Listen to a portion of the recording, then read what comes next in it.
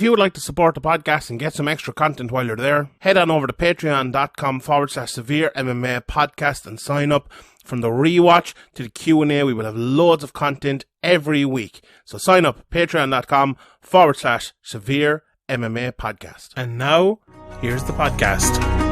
Welcome everybody. It's episode 347 of the Severe MMA podcast. My name is Sean Sheehan, joined today by the Rob Carney of Irish MMA media, Graeme McDonald, as we talk about a massive night in the world of mixed martial arts. And on Saturday night, the heavyweight championship of the world was on the line in the main event. The co-main event, the flyweight championship of the world, was on the line.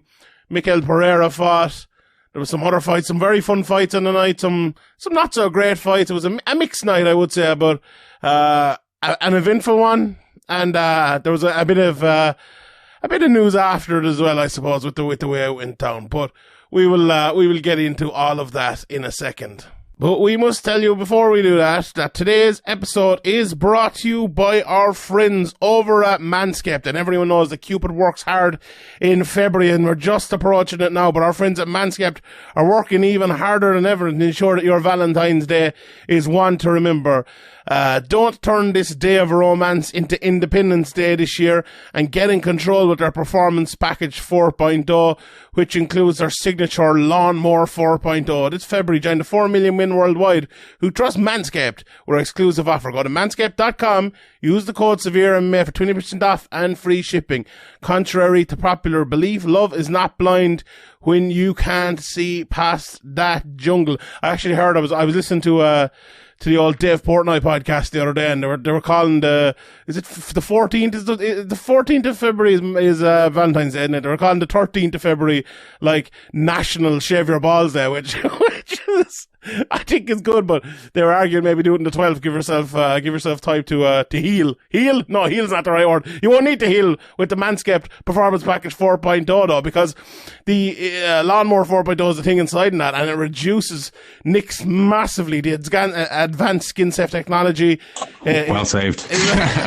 Perfect. Is great for that. It has the 4,000 LED spotlight to shine a light on your true love this year. Confucius says education breeds confidence, so it's time to get educated on the ultimate grooming routine for all your areas of romance this year. The Weed Whacker is also included in that performance package. That's to clean up your nose and ear hairs. And Manscaped also threw in 2 free gifts. The Shed Travel Bag. I'll be off to Bellator in a couple of weeks, so I'll need that. And the Performance Briefs as well. You know, I'll probably need a couple of them as well. For extra freshness, the Performance Package also includes Manscaped's liquid formulations, the Crop Preserver and Crop Reviver Ball Toner, which are absolutely fantastic. A bit of nice smelling down there. The deodorant works wonders out of the shower, while the toner is kind of the go-to one if you need it, a couple of hours later or in the middle of the night or whatever it might be. The nightclubs are back open now as well for the first time in about 2 years. I feel great for the old college students. Fair play to them. So let's focus on your southern region this time of the year. The Manscaped refine not only on your southern, the Manscaped cologne is also the cherry on top for the perfect date package. Pepe Le Pew approved. It offers a masculine yet light scent that will leave your lady speechless. Manscaped has you covered this Valentine's Day. Get yourself the gift that you and your date will both appreciate. Go to manscaped.com. Use our exclusive offer to get 20% off and free shipping with the code SEVEREMMA. Remember, you can't buy love, but you can buy a clean pair of balls. Go 20% off, free shipping. SEVEREMMA, manscaped.com. That's 20% off free shipping at manscaped.com. Use the code SEVEREMMA. Help tame that love jungle that you have in your pants with Manscaped. Speaking, what are you laughing at there? What's so funny? Man jungle in your pants. Speaking of getting tamed, that was exactly what happened to Francis Ngannou. No, not Francis Ngannou. Well, I suppose a little bit. He did get a little bit tamed, I suppose, by himself and Eric Nixick and his trainers and stuff, but he very much tamed Cyril Gane. It was, do you know what? It's a weird one, right? Because last night, when I watched the fight, we're recording here on Sunday morning, I've had about 2 hours sleep, but I I was a little bit disappointed, right? And it was the reason I was disappointed was I didn't get the fight I was expecting. And that's really only happened to me a couple of times. The first Usman versus Covington fight was another one as well. A very good fight, but it wasn't the fight I was expecting. It wasn't the fight I was hoping for. Even the second one a little bit. And, that's actually more down to Covington and that one, I think, than the actual winner. Usman did a great job and fair play to him. I think this one, it wasn't the fight I was expecting, but it was a bit disappointing that we didn't get the fight we were expecting, I suppose, for the most part. Or maybe not for the most part, but for a long part of it.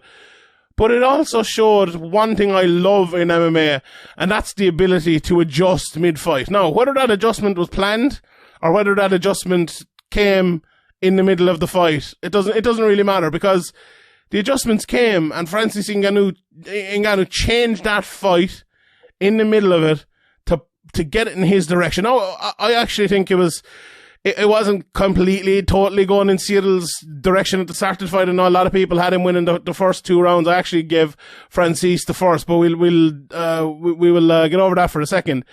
But his ability to change things up, wrestle and all that, and we can talk about the quality of that in a second, but it was really good. Coming in there, obviously, with an injury. We've talked many times, obviously, about Conor McGregor on an Irish MMA podcast here, going in there with no knees and still winning fights. And it seemed like Francis Ngannou was in a similar position last night. He adjusted and won the fight. So, even if it was one of those fights where, okay, we didn't get what we expected fully, we got something great, and we got something very, very interesting. We got something worthwhile, and we can't complain too much about that. What was your take overall on the fight, Graeme, I suppose, before we get into the minutiae? Yeah, well, I thought, as you said, it was a brilliant adjustment from Ngannou, showing us stuff that we haven't really seen at all from him before, showing he's more well-rounded than maybe he's given credit for. And, me and you talked about this fight in the podcast, and we kind of said it's going to go one of two ways, and it looked like it was. It looked like Francis kind of couldn't land his big shot and was starting to tire out. And but he turned it around in terms of, okay, this isn't working, so I'm gonna put this guy on his back, and he capitalized on a kick and caught it brilliantly and slammed him down into side control, and that was the moment that the fight changed. Ngannou obviously was working off. I'm not sure which knee was injured, but he said afterwards that it was injured to his MCL, I think, or tear to his MCL and damage to his ACL. So. Yeah. Obviously, that would play into his movement maybe not being as fast, and his punches maybe not being as fast, and not being able to put as much weight behind him. So maybe going into the fight, there was a plan to kind of grab Gane and throw him on his back if the moment arose. But to plan that and to do it are very different. If he hadn't caught that kick, maybe Cyril would have kind of picked him apart for that round, and he would have. He would have had to try and land that big shot and tired himself out even more. So it was a very fine balance going on there. And, all credit to Francis Ngannou, coming in with that injury. He said he contemplated pulling out and all that stuff. So it obviously was pretty bad, and it was a pretty big fight for him. There's a lot of pressure, a lot of talk around it. There was a bit of talk between the two of them about what happened to the gym and all that stuff as well. So, it was a brilliant night for Ngannou, considering the knee injury and the difficulty of the style opponent that he went up against. And yeah, I thought he won the fight. I thought he took over from the third round onwards, and there were some close rounds in there, and maybe you can argue which rounds, but I think not many people are arguing that Ngannou won, and he's definitely not that as one dimensional as we kind of made him out to be. A lot of people in the media, I think, including us.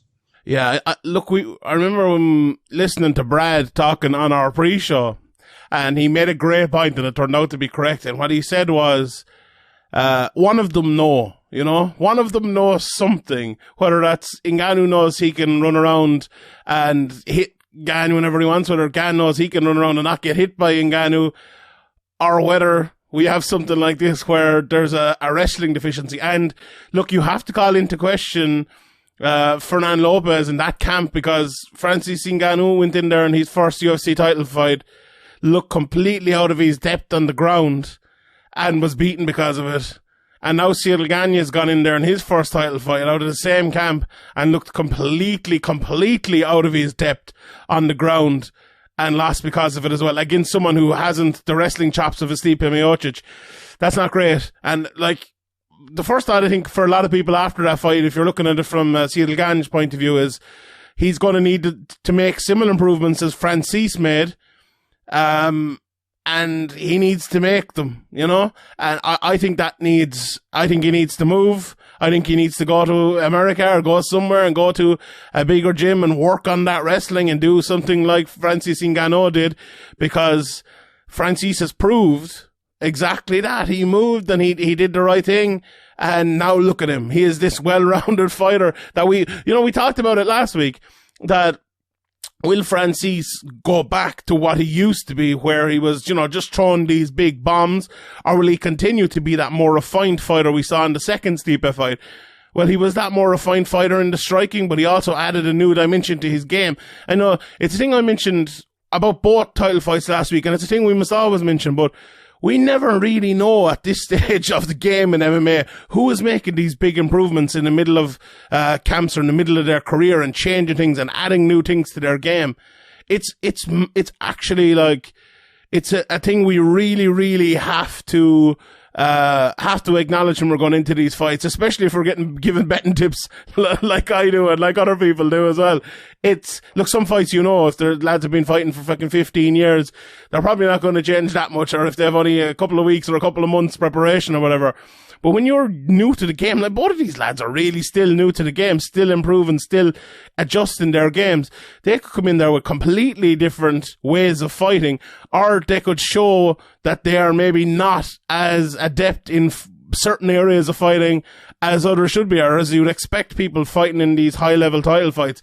And I think that's kind of what we saw. We saw a lad a little bit further along in his progression as an all-around mixed martial artist. Like, if you look at it on the feet, I think Gane just dominated that fight. Francis wasn't able to hit him almost at all.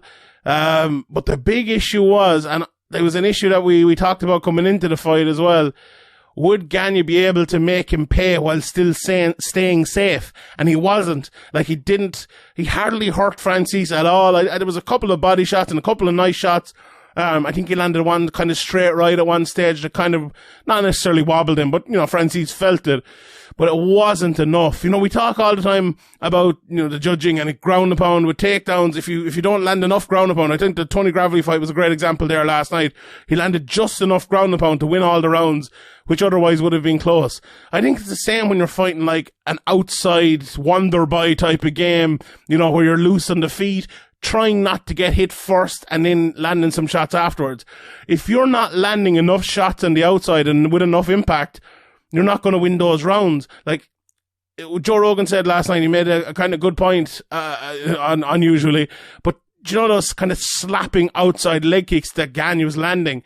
He's like, are they scoring? What's the crack with him? And they're not really, like, just touching. Yeah, just touching. They're not. There's no impact in them. Like 90% of them. Some of them were thrown with a little bit more, and maybe they did something. But yeah, they're just really nothing in terms of scoring, in my opinion. Absolutely, and me too. And it's that can be the difference. That can be the difference. And look, it was a very close fight. I'll run through the fight quickly, and then we'll maybe talk more about it. So in the first round, we had lots of jabs from Cyril Gane. The hardest shot I thought was kind of the body shot from Francis. It was a very close round, lots of clinching. I gave it to Francis, but I think all three judges gave it to Cyril. A few people were saying, that the body shot, which I call it, was actually a low blow. It wasn't called a low blow though. So if you're a judge, and I've asked this question to judges before, if it's not called a low blow, you can call it a low blow in your head when you're judging the fight. So I don't know. Maybe that was the difference, because there wasn't anything impactful landed in that round whatsoever. Look, who landed the more shots? It was Cyril, barely. So look, that round, giving that to Cyril, there's absolutely no problem. I wouldn't argue against that at all, but I gave it to Francis based on that one shot. And the second round, Gane was kind of dominating from the outside. Francis had a bit of a body shot and a left hook as well, but that was a definite Gane round. I thought he was much better in that, and he was opening up a little bit and landing some shots. But in the third, that big takedown which you mentioned, Graeme, came, lifted him up, slammed him down. When they got up though, after a couple of minutes, both looked really tired. And the problem is, when you're someone who's trying to get Francis Ngannou tired by kind of chasing you around, and then you're more tired, that's a big issue. Because Gane, after that, we talked about it last week with, or a couple of weeks ago with Cater against Giga. Giga got taken down, he got up and he couldn't move the same. I thought Gane was exactly the same after this in the third round. Francis won that round too, and that was a big issue. In the fourth, Gane was kind of touching him. Francis got another takedown. Nothing really landed, knee to the body. That was a Francis round as well. And in the fifth round, this was a very, very interesting round to score, I think, because Gane was winning early. There's no doubt about that, I don't think, but not by much. And then he got a takedown, but then it was embarrassing stuff, really, from a high-level heavyweight fight on the ground. Gane got like a standing sweep, Gane got swept while standing kind of in the guard. Something you'd barely ever see in MMA. This is, I'm sure our jiu-jitsu in friends slow out motion there, as well. It was like, oh god, it was like something you'd hit in like a jiu-jitsu tournament when you're not getting punched in the face or anything like that. And I'm sure like maybe there's some good technique or something in there from the jiu-jitsu guys, but in MMA it was awful. Landed on bottom. We went for the heel hooked in, which we're talking about effective grappling. Is that effective grappling? I would say no, because there was absolutely no chance. If he had to use it like he should have to get a top position instead of clinging onto it for way too long, then it would have been effective. But he kind of blew it again there. Yeah, but even then, I don't think it was ever going to tap from. But if he got on top and landed some shots, like that's a close round. That could have swung the judges. Like and then Francis landed on top, landed absolutely nothing though. I gave that round to Gane, to be honest. But it was, again, another close round. But look, it's hard not to score that fight for Francis.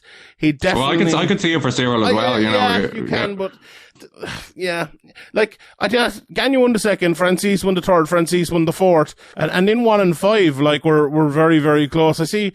For some reason I thought, and I think I might have said it earlier on, but I pulled up the card there, and Gane's, actually 2 judges scored the first for Gane and 1 scored it for Ngannou, so it didn't come down to that first round as I thought it might have, but all 3 judges scored the last 3 rounds for Francis, and that won it for him, after, the first round was split and Gane won the second round, so, it really did come down to that 5th round, that leg lock and all of that. If Gane had been on top, had gotten on top, as you mentioned there, and landed a few shots, Ron McCarthy would have had it 48-47 for Gane. Sal D'Amato would have still had it for Francis, but Derek Cleary would have had it then for Gane as well. So that little bit of even with how it happened exactly, you could easily make the argument for 48-47 for Cyril. So it was a disappointing performance from him, but it was a razor close fight in the end. I think the co-main event was a little bit like that as well, and we will get to that. But yeah, I think it was a night where. Maybe because we're back to like the full crowds and different venues, and it's not Las Vegas. I know there's been full crowds over the last while and people have traveled to different places, but I don't know. It just feels like people are readjusting to it, and both of these lads have fought in the Apex for their last at least one or 2 fights anyway.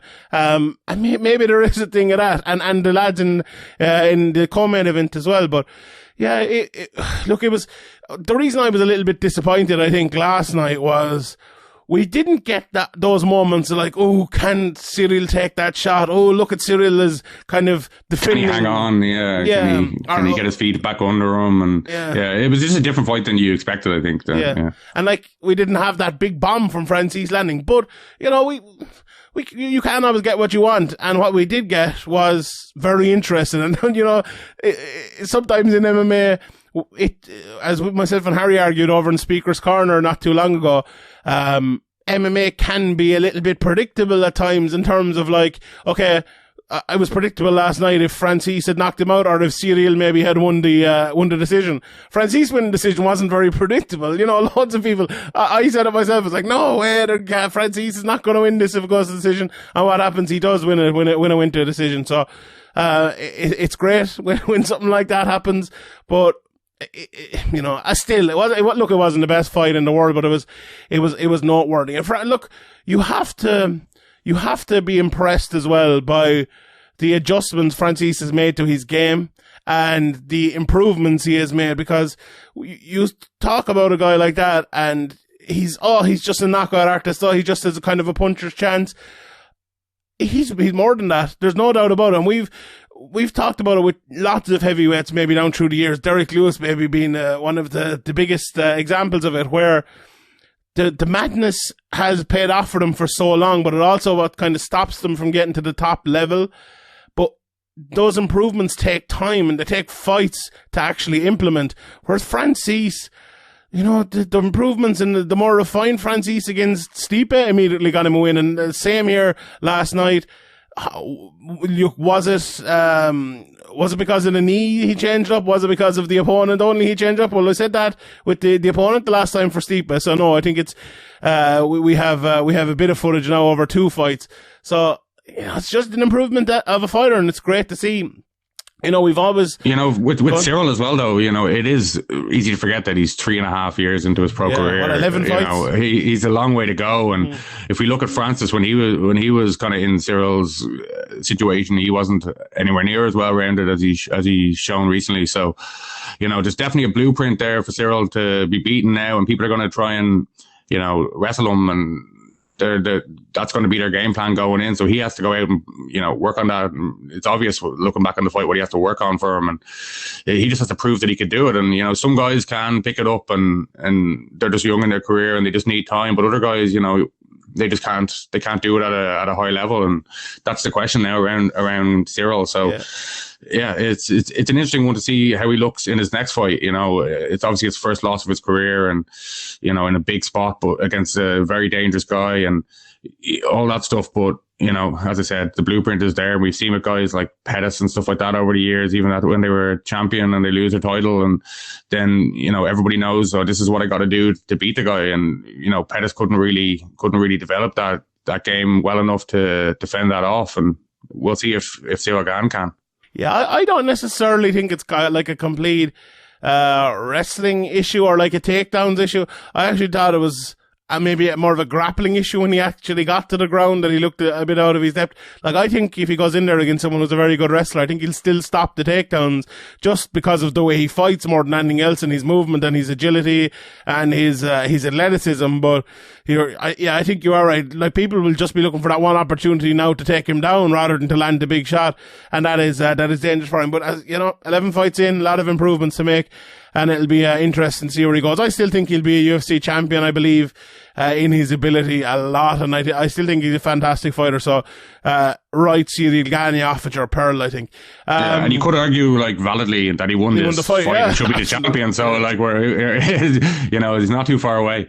Yeah, 100%. Like, I gave it 49-46 to I gave it 48-47 to Francis.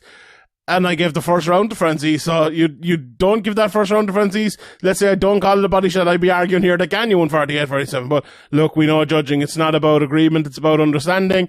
And look, you can understand the Francis card. Dana White didn't come into the octagon after the fight to put the belt on Francis Ngannou. Mick Maynard did it. Dana White didn't turn up to the UFC press conference afterwards. Did a bit of an Earl Hebner at the Montreal Screwjob back in the 90s. I'd say the car waiting for him outside, and he was gone the second Francis Ngannou won that fight. Whether he was disappointed with the fight he has been in the past, or whether it's not wanting Francis Ngannou in the UFC anymore. This was the last fight on Francis's contract. But the Champions Clause comes in now. You have to either have 3 fights or a year before you can get out of that Champions Clause, whichever is the, let's say if he had 3 fights in the next 6 months, he'd be out of it. Yeah, whichever happens first. So, look, it's weird, because Joe Rogan asked him straight afterwards in the cage, oh, you want boxing matches next? Is that what's going on? Which is an odd question, which seems like a bit of a planted question, to be honest. And Joe Rogan, not in fairness to Joe Rogan, you can say a lot of things about Joe Rogan, but he doesn't normally take questions like that he's told to ask, unless it's, someone in his ear ask him about this or this in a small fight that doesn't really matter. But it seems like he knew that was the question to ask. Like, the question out there to ask was, John Jones, do you want to fight John Jones next? Or, pick out whoever might be next at heavyweight. But that question never came. It felt like the UFC weren't in the Francis Ngannou business anymore. It's weird. And always after the UFC main events, we always have that maybe 5-minute chat with the three commentators afterwards, where they're talking about, you know, who's going to be next. You know, let's say if it's the lightweight belt, they might pull up, you know, look at this prospect, 8 wins in a row, 7 knockouts, who could be in line next? And I was looking at the time as well. There was like 15 minutes time left, you know, but before, and even a bit more than that, I think, where they would usually be able to broadcast. So it wasn't like it went over and above. Now there were some long fights and everything like that, but there were some finishes too. They could have done it. They just chose not to. So it was, and you know, maybe I'm wrong there. Maybe they did go overtime. Maybe Zach Candido or someone, if he's listening, can correct us on that. But that's what it seemed. But even if they did, they made no effort to talk about what's next for Francis Ngannou. They just left it at that, maybe as the fight, which, you know, it is very, very interesting, but also very sad if you're an MMA fan. Like, I always found it very sad when, say, a guy like Habib retired, right? Or a guy like TJ Grant, who was just about to fight for the championship, got injured and we didn't see it. Or McGregor went boxing, other guys like that. When you kind of miss out on people's primes and you don't see it, and you don't see the very good fighters, and it's not just the very good fighters as well, it's, you know, guys who do get injured, or guys who have to retire and things. It's always kind of sad. It'd be so sad now if Francis Ngannou, after all we've spoken about, went and fucking boxed. Now, I want Francis Ngannou to get as much money as he can. Why can't the UFC pay him that fucking money? Like, let's get this contract going. Give Francis a contract he wants. Pay him a lot of money. You know, okay, if he wants 20 million or something, he's not going to get that. Let's be real here. As Dana White said the other day on Dave Portnoy's podcast, he has 700 fighters to pay, and boxing only have like 1 or 2, which is a fair point. You know, you can be as anti-UFC and anti-Dana White as you want, but you can't argue with that at the same time. They're not going to be able to pay the same amount as, you know, boxing promoters can, because certain boxing promoters have maybe 40, 50 fighters under it, put on a few events a year, and that's that, you know? It's a little bit different for UFC. Now, can UFC afford it? Absolutely. But, and we saw last night, they're paying lots of their fighters, the ones that are coming into the Dana White Contender Series, 10-10, rather than what we thought it was 12-12 with new fighters. So that's an extra thing as well. They're actually paying their fighters less now than they had been before. And I'll say it again, they can absolutely afford to pay fighters more. And we can talk about the bottom level fighters all we want, but the top level fighters, if you have a guy like Francis Ngannou, the ones that sell tickets, the ones that sell pay-per-views, you have to pay him. You have to give him a contract. We talk all the time, and the UFC talk all the time about they are number one. They are the best in the world. They are the apex of the sport. There's no one else. If that's true, you need to invest in the best fighters in the world. There's no doubt about it. Now, after last night, the Francis Ngannou is the best heavyweight in the world. You need to pay him the money that acknowledges that. If Francis Ngannou is saying, right, I'm going to sit out for a year, I have an injury, I'm going to go in, I'm going to fight somewhere else, and I'm going to get more money fighting fighting Tyson Fury, or, you know, going to WWE, or going, you know, bare knuckle boxing or whatever. That is a sad state of affairs if you are the UFC, that you can't hold the best fighters in the world anymore. And do you know what? That actually changes the game. Because, do you know who'd be happy to sit out for a year? You know, Conor McGregor would be, or John Jones would be if he still had a title, or other people would be as well if there was the promise of more money out there. Now, the promise of more money is not there. Let's be honest about it. How long is this bare knuckle boxing stuff going to last? Is Francis actually going to get a fight with Tyson Fury? I don't think so. So that's another big issue as well. But it's a sad state of affairs if we can't be assured that the best fighters in the world are going to get paid enough money to keep them with the best promotion in the world. And fair enough, even, look, if they say, right, you're not paying me enough, I'm going to go to some other MMA promotion, fight somewhere else, like Bellator or somewhere like that. Bellator's not going to be able to pay him. You know, Bellator are not doing pay-per-view. They've lost the DAZN deal. They're not throwing out as much money as they used to. And look, I'm sure they'd love to have Francis Ngannou, but I don't think they're going to be able to pay him 20 million either. So it's one of those ones where I think the UFC, they need to balk a little bit. You know, they can't come in and say to Francis, you know, look, you're getting 500 grand or 600 grand or whatever it might be for your next fight. That's that. Let's sign a new long-term contract. As long as you're champion, you can get 5 million or whatever it might be. And I'm sure Francis would take that. I'm sure he would. And you will keep a great fighter, you will keep the fans happy, and you will keep the sanctity of your organization that you call the best in the world. And I think that's important. Very, very important. How do you think it'll play out, Graeme? We'll move on after. Well, like, you know, I'd love to say that Francis has a kind of leg to stand on. He does, like, morally and what he's worth and all that, he does. But, you know, it's such a risk to leave the UFC in his position. As you said, maybe he can get a couple of fights at big money, maybe not. And then where's he going to go from there? It's a really tough situation, and Dana and the UFC have been through this many times, and they know they hold pretty much all the cards here. The fighters have to really go out on a limb, and you know, it's a tough situation. It's like 500, 600,000 is what's kind of been reported that he's getting paid at the moment, which is like, it sounds like a lot of money, but for somebody like at the very top of the game in the heavyweight division, selling pay-per-views, main eventing pay-per-views, like selling out arenas and stuff like that. So, you know, they're making a lot of money off him. But the way the UFC is, the way the UFC operates, you know, they're the hardest negotiators going. Like, you know, they're not going to back down. They'd be probably more willing to let Francis walk away and go, yeah, go do your thing, rather than, you know, set the precedent of, oh, if you just kind of hold out and kick up a fuss, we'll give you more money.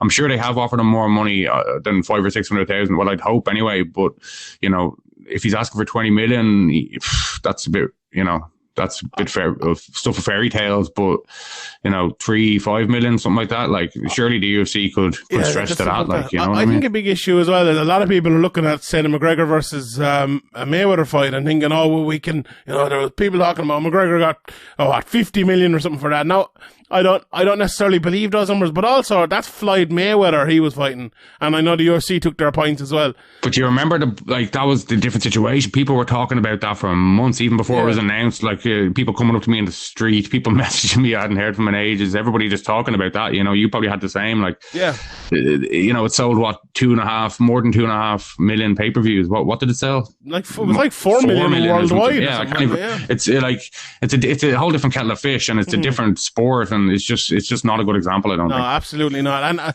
that's the problem, because I'm sure lads are thinking, well, I can make that money. You can't. Like, Tyson Fury's a big draw, absolutely. You might, you know, it was like the first time a boxer had gone against an MMA guy. Yeah. Like, you know, it was the first time. It was kind of special in that way. Now it's been done, and we've seen Jake Paul against a bunch of retired MMA fighters and stuff. So it's kind of not new anymore. Old hat now. No, it's not new anymore.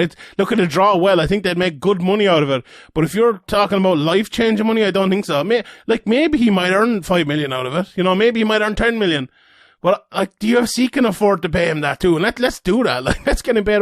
Look, I'm sure people might argue it as well. Look, he's getting pay-per-view points and all. I hope he is. I think he probably is, and hopefully a lot of people bought the pay-per-view last night and he earns a good bit of money. But he should be earning more, and I think we all well, the UFC will probably be looking closely at what this pay-per-view number is from last night. You know, that'll probably be very important for the number that he ends up getting ultimately offered. So I don't think it'd be great though. I was in the NFL I don't know. It's hard to know. Maybe, you know, 600,000, something like that. I would say a little bit less, because those playoff games. I was listening to Dave Meltzer the other day talking about Raw. I forgot about that actually. Yeah, you know, you got divisional playoffs in the NFL. Yeah. Like that's a huge thing to go up against. But I think they ended before. You know, so maybe, and it was really a top heavy card as well. So yeah, look, it's a very interesting one. We'll definitely be keeping an eye or an ear out for those numbers. Although the way Dana White reacted last night after the main event, those numbers will probably be a bit stum, even especially if they're good, even because usually when they are good they come out. But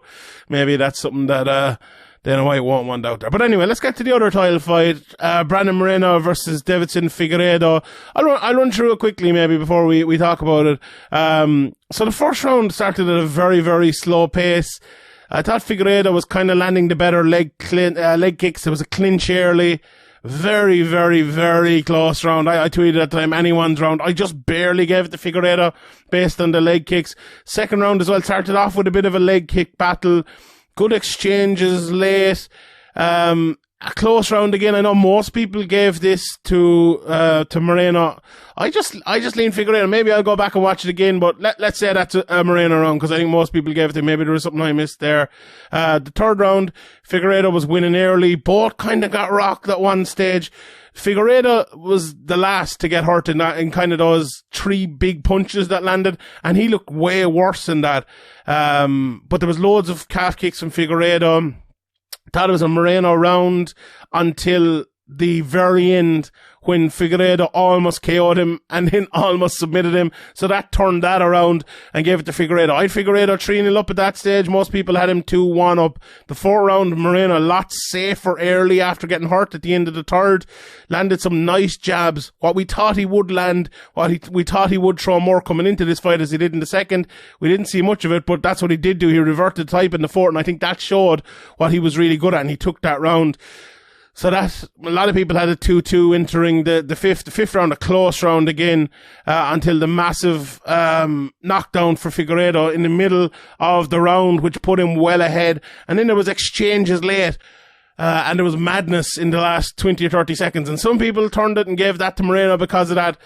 I didn't. I think it was both of them kind of rock'em sock'em robots, tired, off balance. I don't think either of them was massively hurt by it. If they were hurt in the same sort of fashion. And I think the knockdown in the middle of the round for Figueredo was the biggest shot there. And I think that won him the fight. That's, for me, 4-1, but 3-2, I think, for most people, if you give that second round to Moreno. How did you score it, Graeme, overall? Yeah, I had a 2-2 going into the last round, and Figueredo winning the last round with that knockdown.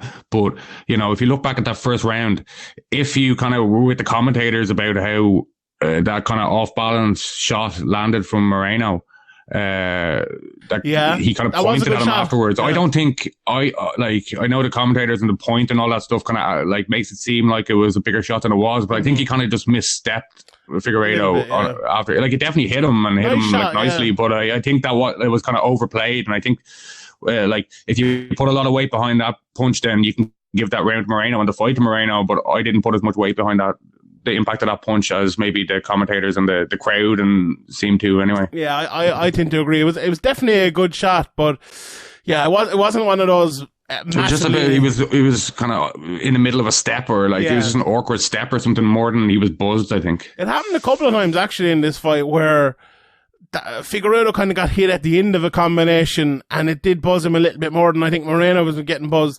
But it was a very interesting fight overall in terms of the way they fought. We've had 3 fights from them now, and we've had 3 very, very different fights.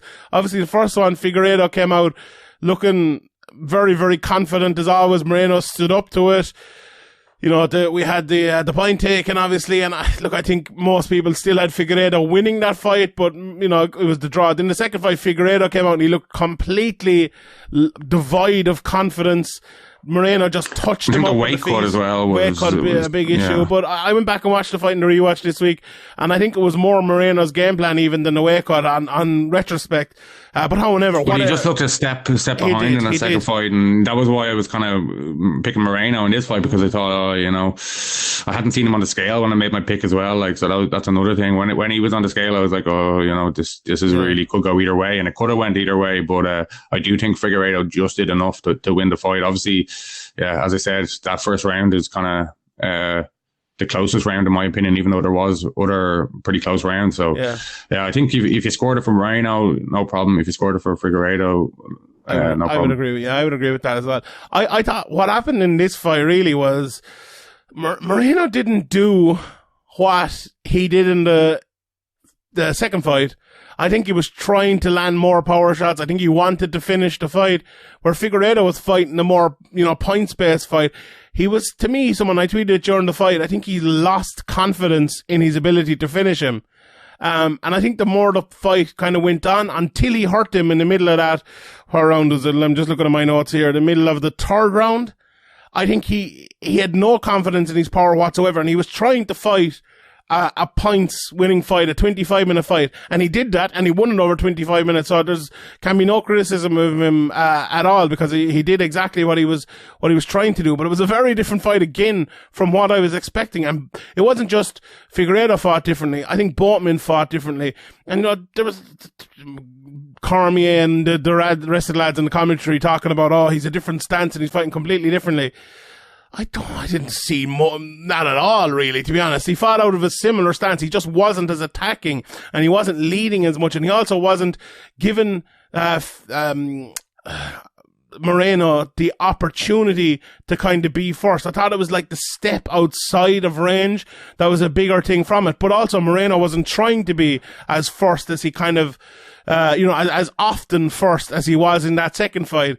So that both of those things kind of played into it being a close fight with not as much output as you'd expect from a 125-pound title fight. There was a lot of posturing, a lot of kind of game playing, a lot of who's going to take the advantage at this stage of the fight. And I do think those calf kicks, even though they weren't half as impactful as Joe Rogan was making out in the commentary, there was a lot of them, though, they add up. Yeah, they absolutely add up in terms of, not in terms of maybe, the scoring of the impact, but in terms of the scoring of, if you land fucking 20 jabs, that adds up and that's going to win you certain rounds. I think it was the same with this. And, I thought Figueredo overall just got the better of the game planning tussle, I think. And I don't think Moreno's game plan was what you'd expect. And I don't think it was great, to be honest. I think he could have won the fight. But he kind of left it behind him a little bit. What did you think? Yeah, I think, some of it probably was he was trying to no sell the leg, but, taking that many shots to the leg and, you could see it was kind of welts on it as well when certain camera angles and stuff like that. So that definitely plays a factor maybe in Figueredo being able to be first. But, I think Figueredo came out and, as you said, tried to play the long game, and I think the leg kicks were definitely an indication, or the calf kicks and the low kicks were definitely an indication of that. And I think, Moreno, he just kind of accepted the leg kicks, which was... Sorry, slight technical difficulties there. You were just saying, Graeme, about the calf kicks, and Moreno's kind of accepting them. Yeah, it's kind of like, for Figueredo as well, it's easy to forget that, if he had lost this fight, it would have set him back a long way. They would have fought 3 times and he wouldn't have won any of them. So it's understandable from him that he's gonna be cautious here a little bit. Like, he wasn't over cautious, but he played a really smart game plan, and it worked in the end, but it worked barely. And I think Moreno is a bit of maybe a bad style matchup for him. We'll see now when he goes back to fighting other people, if he does, or maybe we'll see the Moreno fight again. We talked about that on the podcast last week about all these rematches. But for Figueredo, it's an absolutely huge win for his if he's a champion now, but if he hadn't won that, he's many fights away from getting another shot, as long as Moreno's on top, which in MMA you never know. But I think it was a lot of pressure on Figueredo here to prove that he is the best in the world in his division, and to keep himself in the picture, because we've seen it before where guys maybe lose a close split decision and never get back there. Yeah, obviously Dana White took tail and ran away as well, so we don't know whether the fourth fight is what they're going to do. But you would think they will do the fourth fight now. I think it makes the most sense. There's been 3 intriguing, interesting fights. I actually thought last night was maybe the worst of the 3 in terms of maybe madness and all of that. But I think your point there about Figueredo getting the title back and maybe that making him more confident again, or maybe fighting in if he fought other people, fighting him in the old Figgy way. I think maybe if he fought Moreno again, he'd fight him in a more confident way. So that makes me want to see that fight once more, But it's interesting. Like, I was kind of talking about Figueredo as Amanda Nunes, coming into this fight. Like, has he kind of lost the luster for it? When you are someone who is an almighty striker and finisher like that, if you've kind of lost that luster for the madness and for the finishing, that's hard to get, kind of get back. Now, I think he adjusted and fought a different type of fight. I use McGregor as an example 3 times already in this podcast, but it's the one people most understand. I suppose the Diaz second fight, coming back, throwing those leg kicks, fighting a 5-round game plan to win the fight. That's what Figueredo did last night, and he did it very, very well. I think maybe a lot of people questioned it as it was going on, but it turned out to be very good. My one problem with it, though, is I think Moreno's game plan actually led to it being very good, if you want to put it that way. One massive point as well, and it was the same with the main event. It was the same with the Chikadze fight from last couple of weeks ago, and there was another fight last week where I mentioned it as well. The takedown, when you get up, you're looking tired.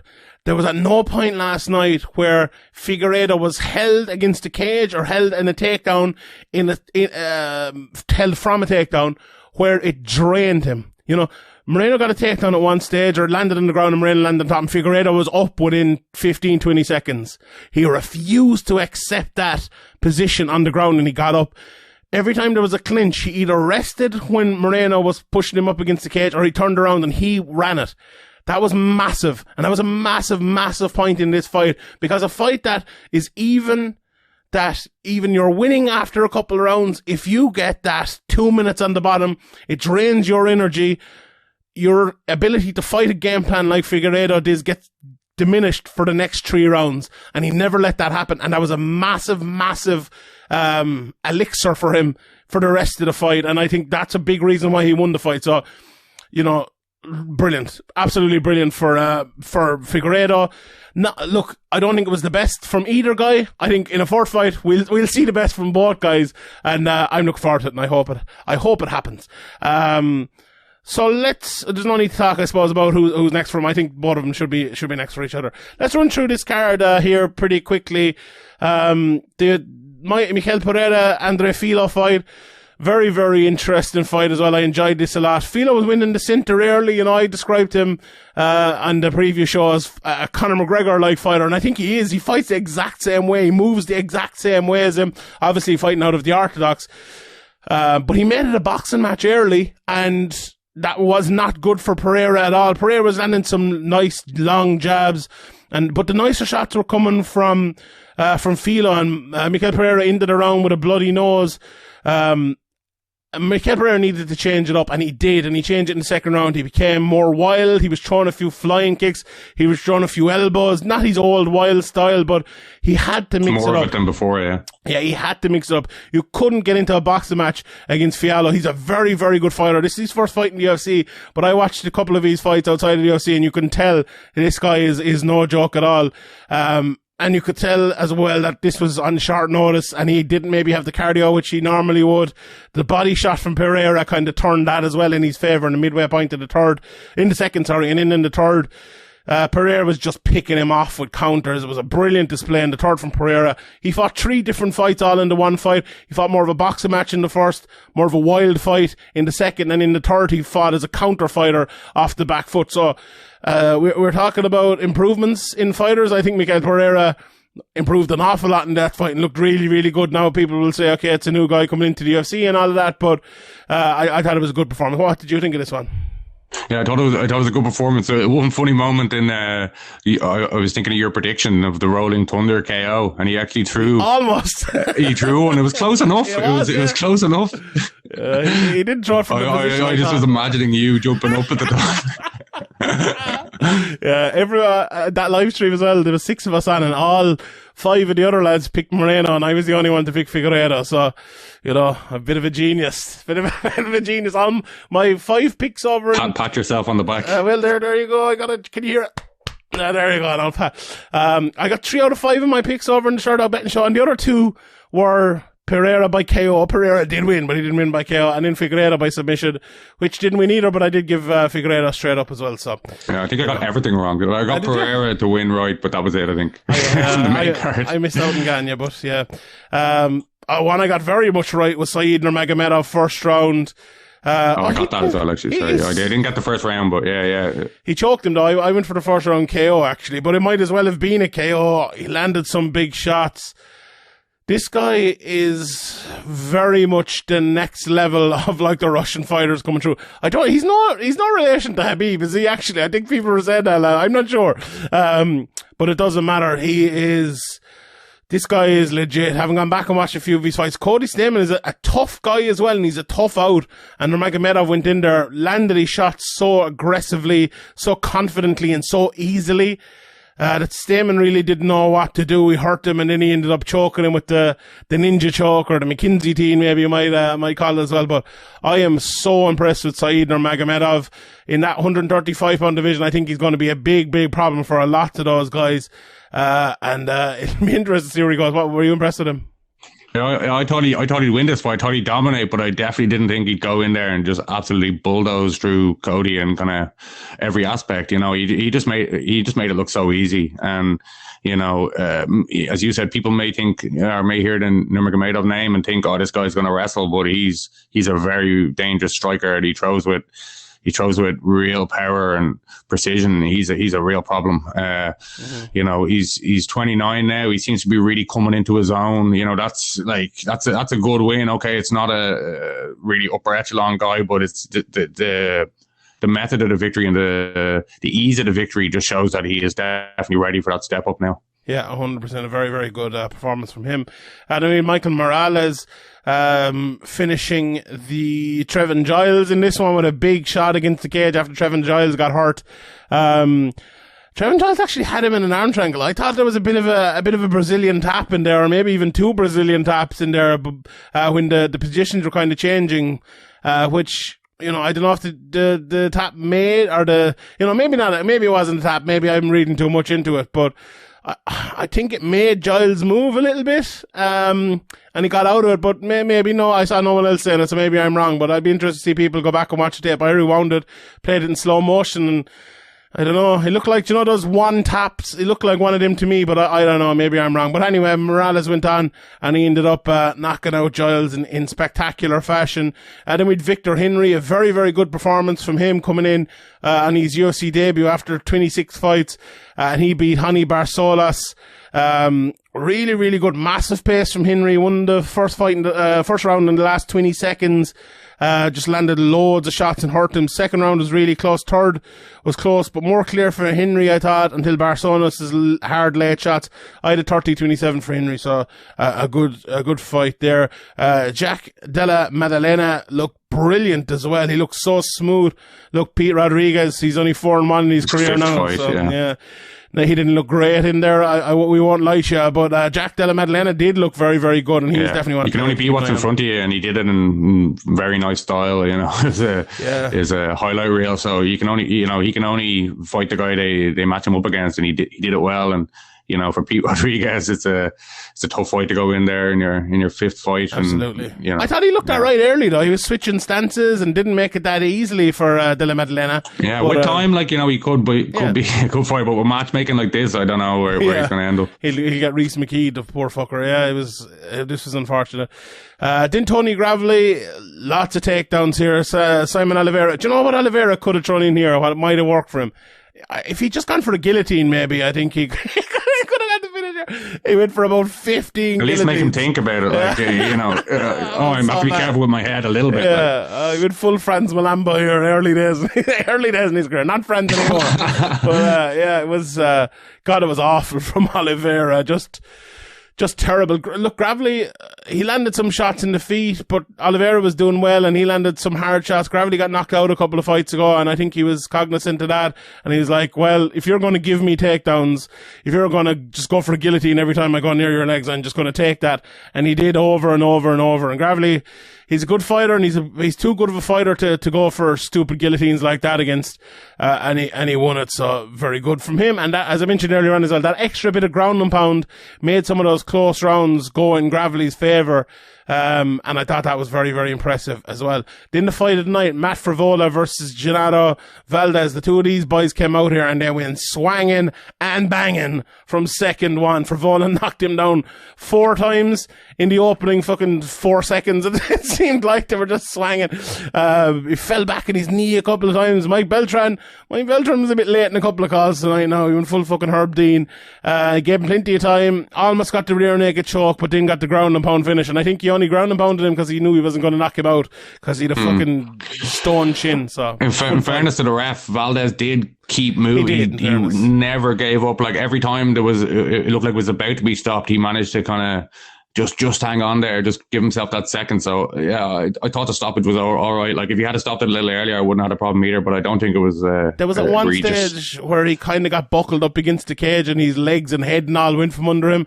And I think Beltran was just kind of in a wrong position, and that's what kind of fucked him up. So yeah, not great, but not atrocious either, like so.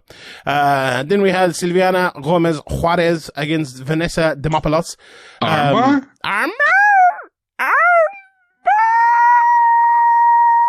Here for Vanessa Dempalas, who seems like the most unlikable character in the UFC. She was talking about fucking crypto and other shit before she went into the cage. She's just such a weirdo. Jumped into Joe Rogan's hands. She's memorable though. We will remember her. But and look, forget about that. Big, massive straight right hand almost knocked her spark out from Silviana Gomez Juarez. And then about a minute later, or even less, Dempalas got the armbar and finished it off. So fantastic, very, very good. I think everyone thought that fight was over with that big right hand, and she kind of fell asleep for a second, but she woke quickly back up and ended up in Joe Rogan's arms at the end of it, as every great crypto idiot wants to.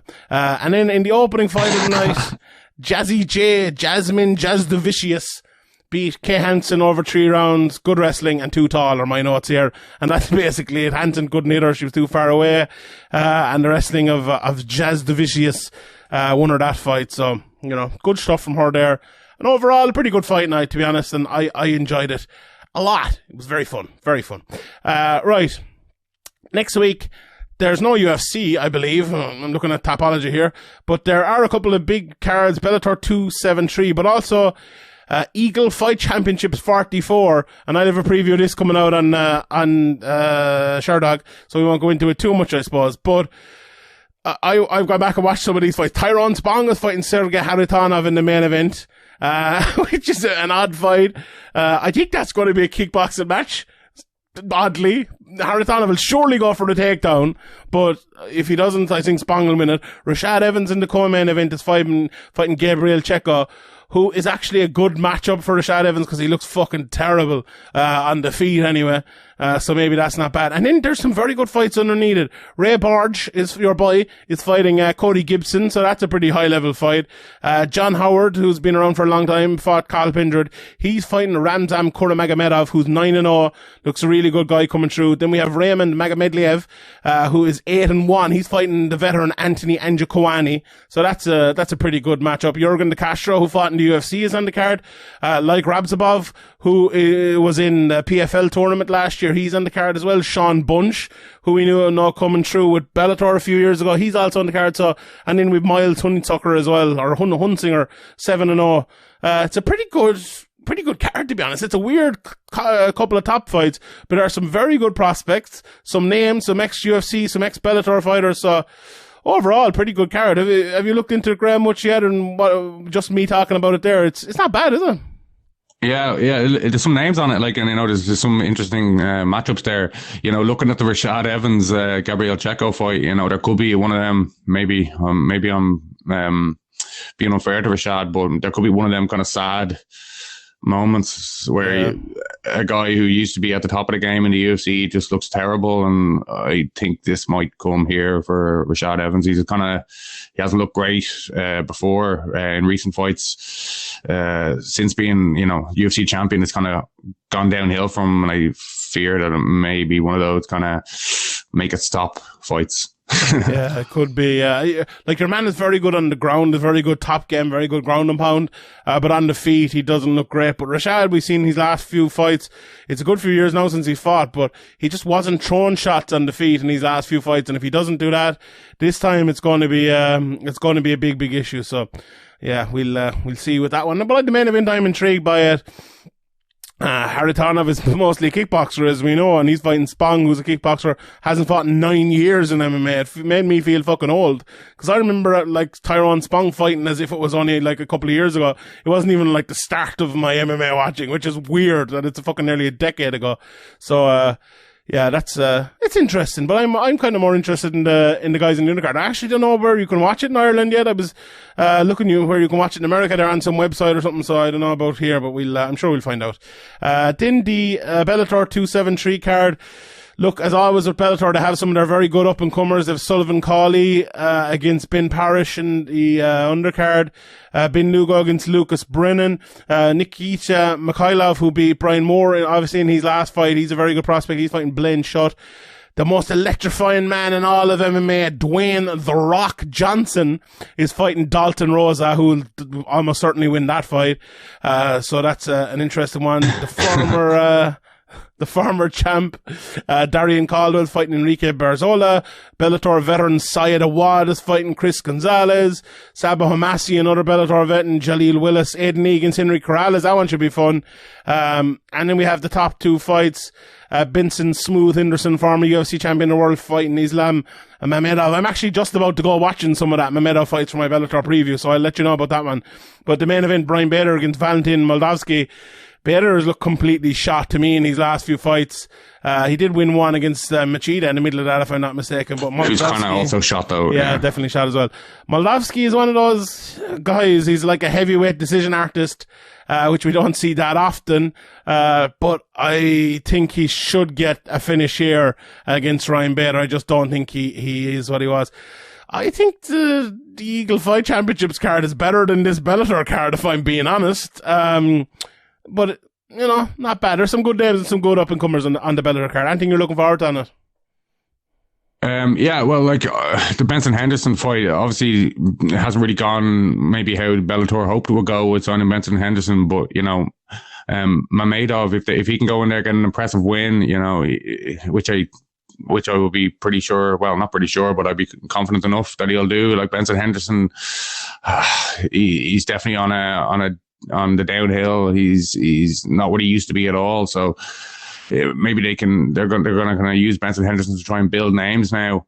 Looking down the rest of the card, obviously Caldwell is a really good fighter in a lot of ways, but has kind of submission defense deficiencies that kind of have stalled his kind of run towards the top, and Saeed Awad as well. But yeah, looking at the rest of the card, there's a lot of guys I haven't really heard of. Guys like, you know, 5 fights in or 2 fights in, one of the fighters. The undercards on Bellator continue not to be the best, you know.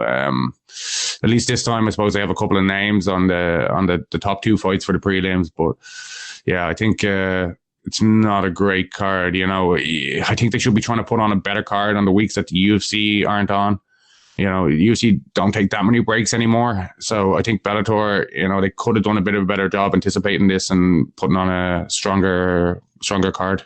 Yeah, I think Bellator, they are a bit stretched thin with what they're doing at the moment. But hopefully with everything opening up now, we can make it a little bit better. You know, we can see a few better cards from Bellator, like those tin pole events that they were on about as well. I don't know, are we getting those as maybe regularly as we once did? But, you know, hopefully things improve. I'm looking forward to the Irish card coming up. It's not too far away now. It's a month today, isn't it? Around that anyway. So I'm looking forward to that. And the card next week, it should be pretty fun as well. So, yeah, that's all we have here. There isn't much news this week, Graeme, or anything like that in the world of MMA. I didn't see much anyway. I haven't been paying attention. I've been, you know, watching the fights and, you know, kind of, waiting for the fights to come on and preparing for next week. So, we'll leave it at that. We'll leave it as a fight podcast this week without any more of the old bluster. So, you can follow me at Sean Sheehan BA over on Twitter. Follow Graeme at Severe MMA. Our new Instagram, severemma.com, DOTCOM.